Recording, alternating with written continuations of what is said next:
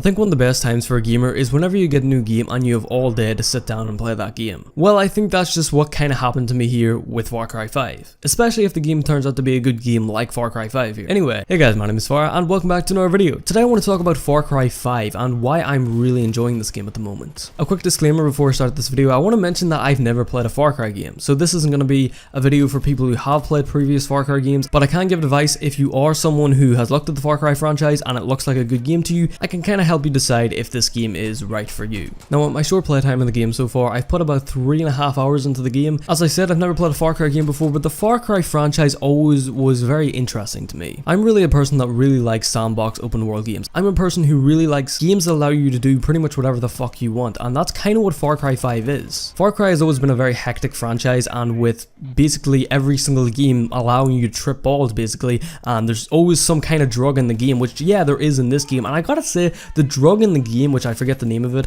but I found it kind of annoying because sometimes I'm just out exploring and free roaming and I came across this like green smoke and it makes your screen go all like blurry and the sound goes like all muffly and echoey, and honestly I found the drug kind of annoying. I guess it wasn't that bad, it only happened like a couple of times, but the times that it did end up happening, it did kind of piss me off a bit because I don't know, it just wasn't the most fun thing ever. But I gotta say, one of the villains called Faith, the girl that uses this drug on you, I'm imagining from what I've heard, the storyline for that is supposed to be very fucking interesting. Like, it looks really, really good, and I'm really looking forward to actually facing up against her, because the fight between her, you're supposed to be like tripping balls, you're supposed to see all this crazy shit, and I have seen some gameplay of it and it looks very, very interesting. I gotta say, the villains in Far Cry are very, very interesting. Far Cry is always one of them franchises that's been known for good villains. I know Far Cry 5, from what I've heard, doesn't have the best villains, but they seem pretty interesting. I gotta say, I really, really like the voice acting in this game. Their greed, or their immorality, or their depravity hurt us anymore. Sheriff, There will be no more suffering. find it. Joseph C. I have a warrant issued for your arrest on the suspicion of kidnapping with the intent to harm. I have heard some people saying that the main bad guy, the father, falls kind of flat within the game and he just isn't that interesting of a character. Honestly, I found he was actually quite interesting. I'm not really a person to take interest in a story in a video game. Maybe that's why, because I haven't played games like Far Cry 3 or even The Witcher. I have played The Witcher 3, but I never really paid attention to the story. So I'm not really a very good judge in character if a character or if the voice acting and different shit is good within a game. Because generally I'm just there for the gameplay experience. If the gameplay is fun, I'm just going to play the gameplay. And I can safely say that not only is the story a lot of fun, but the gameplay is a lot of fun as well. I honestly just love this style of game. As I said, I love sandbox open world games that just allow you to get out there and do whatever you want, and that's what Far Cry 5 does. It lets you to explore the world and basically do what the fuck you want, and I love that so much. There's so much freedom in the game, but not only that, it also kind of brings in this aspect of realism, and it makes you feel as though you're kind of there. I think this setting, especially in the American setting, is a lot more relatable, and even though I don't live in this setting and I've never really been in a setting like this in real life, it does feel a lot more relatable compared to something like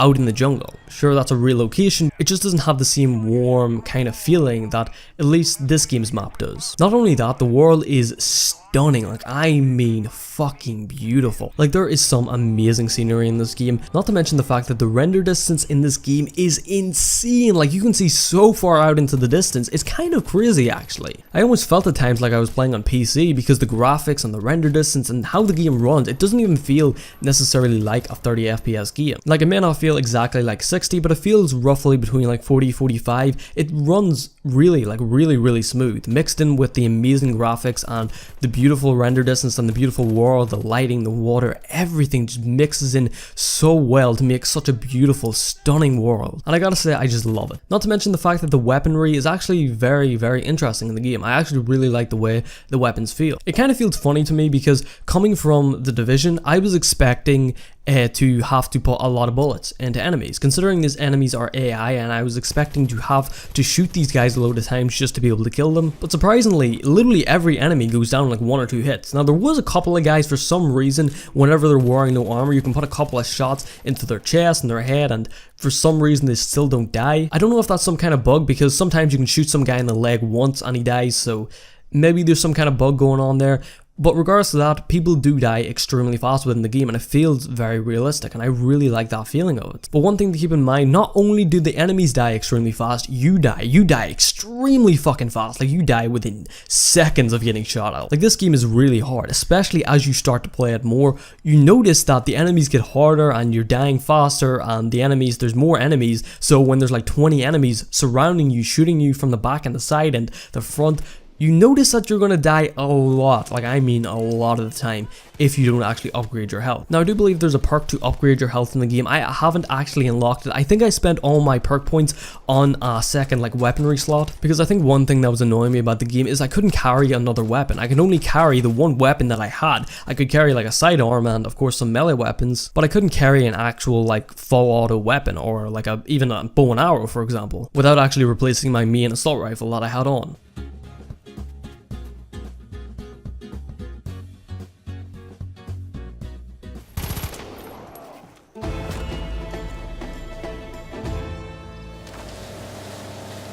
Another thing I want to come on to here is driving. The driving in this game feels very, very interesting. I'm not actually too sure if I 100% like it.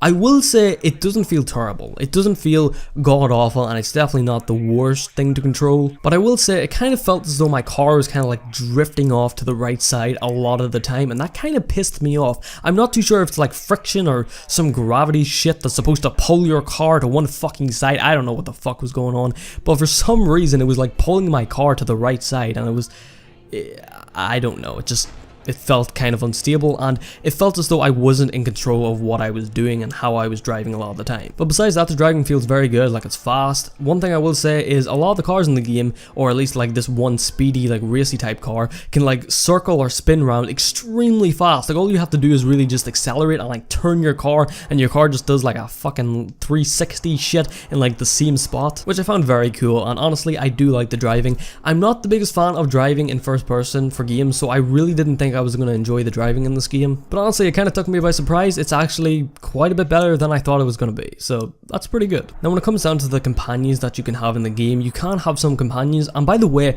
I got the dog Boomer, like the companion Boomer, the dog, and I ran him over by accident one time. I got in my van and I didn't realize that he was in front of the car. I was like reversing, looking behind myself, and then I like drove forward and like ran into him, and he like went flying across the road. I felt so sorry, like I really didn't mean to drive him over or run him over. But not to mention, Boomer is extremely fucking fast. Like, I don't know what the hell this dog is on or what type of steroid he's using, because seriously, this guy can run extremely fast. Like, he can run after a car. Like, if you're driving really fast, like through a field or down a road or something, this guy comes after you a couple of seconds later and he's right next to you. Now, it's not 100% realistic. I'm not actually too sure if dogs can run that fast. What the fuck do I know about dogs, though? I can say it was definitely kind of interesting, I guess. I don't know, I just kind of wanted my dog to get in the car. Why didn't he get into the car? Like, there should be a feature to lift up Boomer and put him in the car. Even do that with like the burr, that cheesecake burr.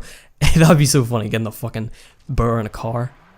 Yeah, what am I saying? But anyway, that kind of just pretty much sums up my review of Far Cry 5. This isn't actually a review, but this is kind of first impressions on the game. Is this game for you though? It really just depends. I think it's an excellent game, and I've heard a lot of good shit about it. I've heard a lot of good reviews. I have heard one bad review about the game saying that you should wait for a sale on the game, which I can't say that is maybe you should do that, but overall, I think if you've never played a Far Cry game, and if you are interested in open world shit, especially if you're looking at this game and you have any slight interest in a game like this and you've never played a Far Cry game, I think you should go ahead and get it. I think this is a game that you will enjoy really no matter what, because there is a lot of opportunities for you to do. There also seems to be a lot of replay value in the game. I think open world games definitely have a lot more replay value than say just a normal single player campaign or even like a multiplayer shooter, because you've got so much freedom and so much shit to do in the world that it can really be played over and over and over again indefinitely. So yeah, that's pretty much my mini first impressions or mini review of Far Cry 5. Hopefully you did enjoy, and hopefully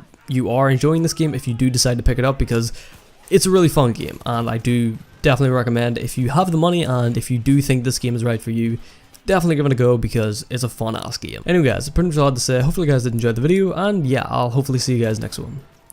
Peace out.